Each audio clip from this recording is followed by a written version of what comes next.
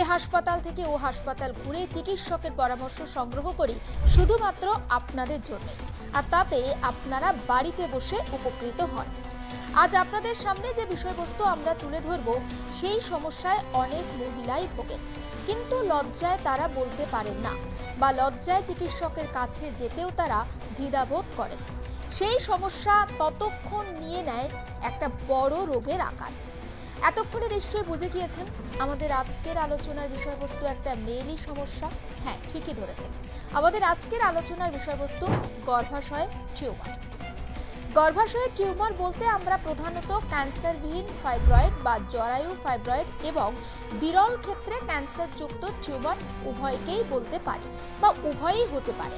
Fibroid হলো জরায়ুর পেশি স্তরের একটি সাধারণ নিরীহ বৃদ্ধি, যা প্রায়ই কোনো উপসর্গ সৃষ্টি না করে সেটা বৃদ্ধি পায়, কিন্তু কখনো কখনো দেখা যায় ভারী মাসিক বা ব্যথার কারণও এটার একটা উপসর্গ হতে পারে। জরায়ু ক্যান্সার একটি বিরল ঘটনা এবং এটি সাধারণত মেনোপজের পরেই মহিলাদের ঘটে থাকে। ফাইব্রয়েডের আকার বিভিন্ন রকম হতে পারে, ছোট থেকে শুরু হয়ে সেটা তরমুজের আকার পর্যন্তও নিতে পারে। এক বা একাধিক ফাইব্রয়েড থাকাটাও কিন্তু অসম্ভব কিছু নয়। জরায়ুতে কোথাও ফাইব্রয়েড জন্মেছে তার উপর নির্ভর করে ফাইব্রয়েডের ধরনগুলি। সাবসেরাস বা সাবসেরোসাল ফাইব্রয়েড পেশি স্তরের বাইরের দেয়ালে বৃদ্ধি পায়।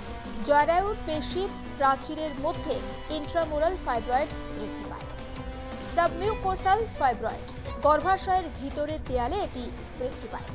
এবার আসা যাক কী কারণে গর্ভাশয়ের টিউমারে আক্রান্ত হতে পারেন মহিলারা, সেই বিষয়টা এবার একটু জেনে নিই। এক হচ্ছে জিনগত কারণ হতে পারে গর্ভাশয়ের টিউমারের, দুই হচ্ছে হরমোনগত, বিশেষত ইস্ট্রোজেনের কারণে হতে পারে এই টিউমার। এটা মাল্টিফ্যাক্টোরিয়াল, তাহলে এটা কারোর দেখা যায় যে যার যার হচ্ছে তার এমন কিছু জেনেটিক প্যাটার্ন আছে, তার জন্য কিন্তু তার বারংবার ফাইব্রয়েড হচ্ছে, অথবা কারোর দেখা গেল হয়তো সেটা হলোই না। তাহলে এই যে ফাইব্রয়েড ইউট্রাসের মধ্যে মোস্ট কমনলি গ্রো করে, এটা খুবই একটা বিনাইন টিউমার, এটা থেকে ক্যান্সার হওয়ার চান্সেস প্রায় নেই বললেই চলে। এবং দেখা গেছে যে যেই সব মহিলারা কখনো প্রেগনেন্ট হননি এবং কোনো দিনই প্রেগনেন্ট হননি, তাদের ক্ষেত্রে এই ফাইব্রয়েড গ্রো করার চান্সেস অনেকটা বেশি। আবার যারা 2-3টে প্রেগনেন্সির মধ্যে দিয়ে গেছেন, 2টো বাচ্চা আছে যাদের, 1টা বা 2টো বাচ্চা আছে, তাদের ক্ষেত্রে কিন্তু এই ফাইব্রয়েড গ্রো করার চান্সেস অনেকটা কম।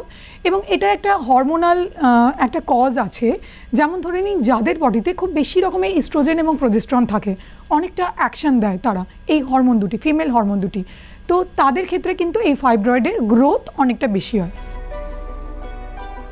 এবার আসা যাক কি কি লক্ষণ আপনি দেখবেন বা দেখলে বুঝতে পারবেন যে আপনি গর্ভাশয়ের টিউমারে আক্রান্ত, মানে কি দেখে আপনি বুঝবেন যে আপনার গর্ভাশয়ের টিউমার হয়েছে।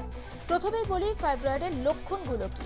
পিরিয়ড দীর্ঘস্থায়ী হওয়া, পিরিয়ডের মধ্যে রক্তপাত, মাসিকের ব্যথা, পিঠের নিচের অংশে ব্যথা, বেদনাদায়ক যৌন মিলন, ঘন ঘন প্রস্রাব, কোষ্ঠকাঠি। ফাইব্রয়েড যেটা হয় সেটা কিন্তু রিপ্রোডাক্টিভ এজ গ্রুপের মধ্যেই হয়, অর্থাৎ কিনা আপনার মেন্সেস শুরু হওয়ার পর থেকে মেনোপজের আগে অবধি এই ফাইব্রয়েডগুলো দেখা যায় এবং এগুলো গ্রো করে। মোস্টলি এগুলো 30-40s এজের মধ্যে হয়। এবার এদের সিমটমস কী হয় না, মোস্ট কমনলি এদের ক্ষেত্রে দেখা যায় যে হেভি মেনস্ট্রুয়াল ব্লিডিং, অর্থাৎ মেন্সেসের সঙ্গে সঙ্গে কিন্তু প্রচুর রক্তক্ষরণ হচ্ছে, ক্লটস যাচ্ছে, খুব হেভি ফ্লো হচ্ছে, এইটা মোস্ট কমন সিমটম। তার সাথে সাথে কিন্তু কিছু কিছু ক্ষেত্রে একটা পজিশন অনুযায়ী ফাইব্রয়েডটা হয়তো ক্যাভিটির মধ্যে গ্রো করলো, তো সেক্ষেত্রে কিন্তু একটা ইন্টারমেনস্ট্রুয়াল ব্লিডিং, অর্থাৎ মেন্সেসের মধ্যে মধ্যে একটা ব্লিডিং হয়ে যাওয়া, এই ধরনের সিমটম দেখা যায়। তার সাথে সাথে একটা মেনস্ট্রুয়েশনের সময় পেন, প্রচণ্ড পরিমাণে একটা পেন, যেটাকে আমরা ডিসমেনোরিয়া বলি, সেই ধরনের সিমটমসও কিন্তু দেখা যায়। আর পোস্ট মেনোপজাল অর্থাৎ মেনোপজের পরে কিন্তু ইউট্রাসে কিছু কিছু টিউমার, যেগুলো কিন্তু ঠিক টিউমার নয়, যেগুলোকে আমরা বলি এন্ডোমেট্রিয়াল ক্যান্সার, তো সেটা হচ্ছে জরায়ুর লাইনিংয়ের ক্যান্সার। তো সেই ধরনের ক্যান্সার যদি গ্রো করে তাহলে দেখা যায় যে মেনোপজের পরেও কিন্তু আবার ব্লিডিং স্টার্ট হয়ে গেল, অর্থাৎ যেটাকে আমরা পোস্ট মেনোপজাল ব্লিডিং বলি। তো সেই রকম একটা কন্ডিশনে সেই ক্যান্সারটির কথা আমরা ভাবি এবং সেটিকে এক্সক্লুড করি। এই লক্ষণগুলো দেখে আপনি বুঝতে পারবেন যে আপনার গর্ভাশয়ে টিউমার হয়েছে। এবার আপনাদেরকে বলবো কিভাবে নিরাময় করবেন সেই টিউমার। তাহলে একটা হরমোনাল কারণ যেমন রয়েছে সেরকম একটা কিন্তু প্রিভেনশনও রয়েছে, যে একটা হেলদি লাইফস্টাইল, একটা প্রেগনেন্সি, সেগুলো কিন্তু এই ফাইব্রয়েডের গ্রোথকে স্লো ডাউন করে বা গ্রোথ কিন্তু হতে প্রিভেন্ট করে। এটা একটা আমরা বলতে পারি। পেলভিক আল্ট্রাসাউন্ড স্ক্যান, যোনি আল্ট্রাসাউন্ড স্ক্যান, এমআরআই স্ক্যান, কি পদ্ধতিতে গর্ভাশয়ে টিউমার অপারেশন করা হয় সেটাও আপনার জানা দরকার।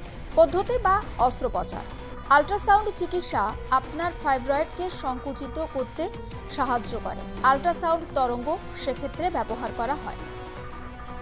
জরায়ু ধমনীর এম্বোলাইজেশন ফাইব্রয়েডের রক্তে বা রক্ত সরবরাহ বন্ধ করে তাদের সংকুচিত করতে পারে।